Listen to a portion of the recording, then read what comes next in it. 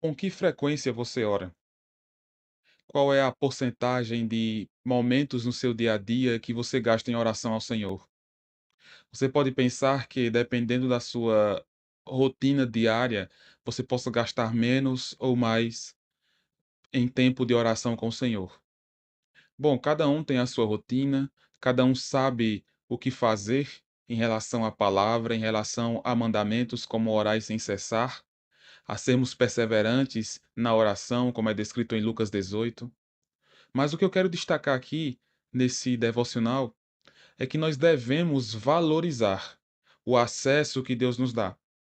Nós devemos buscar valorizar essa comunhão que nós podemos ter com o Senhor.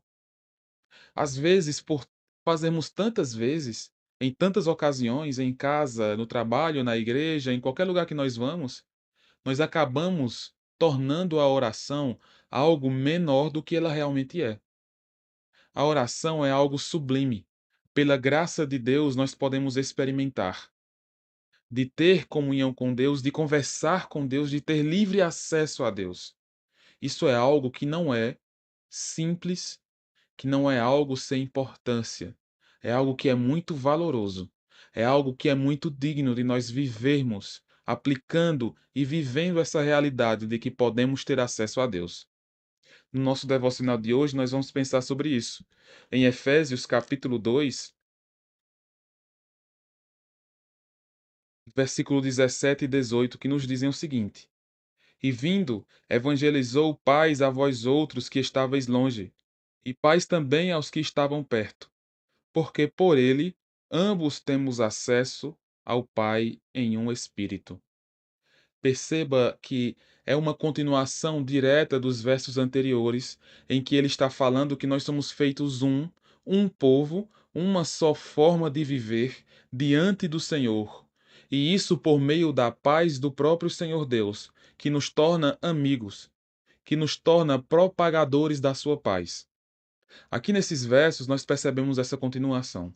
E vindo evangelizou paz a vós outros. Deus demonstrou a sua paz enviando Jesus Cristo.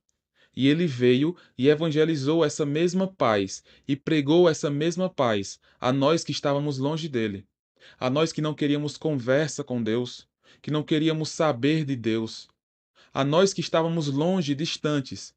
O Senhor diz: Paz seja convosco. O Senhor nos chamou a termos paz com ele. O Senhor nos chamou a termos comunhão com ele. Ele nos chamou a termos relacionamento com ele. Antes nós recebíamos a ira de Deus que se revela do céu contra toda impiedade e perversão dos homens, que detém a verdade pela injustiça.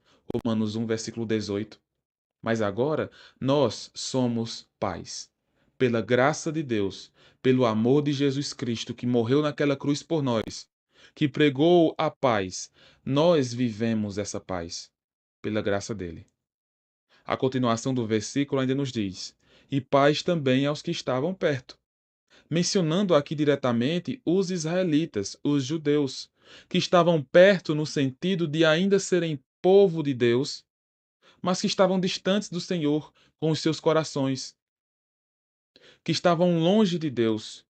E nós devemos entender que nós, que estávamos longe, fomos feitos perto do Senhor. E o versículo 18 ainda nos diz: Porque por ele ambos temos acesso ao Pai em um Espírito, por Jesus, por meio dele, que é esse ele aqui descrito no texto, por ele, ambos, israelitas, gentios, todos, nós podemos ter acesso ao Pai em um Espírito, o Espírito Santo. Através de Jesus, nós podemos ter comunhão com Deus. Perceba o quão grandioso é isso.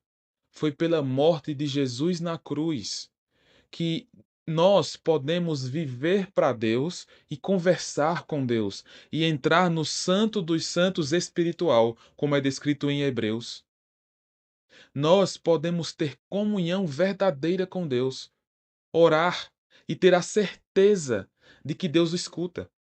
Orar e ter a certeza de que o Senhor está ouvindo a minha oração.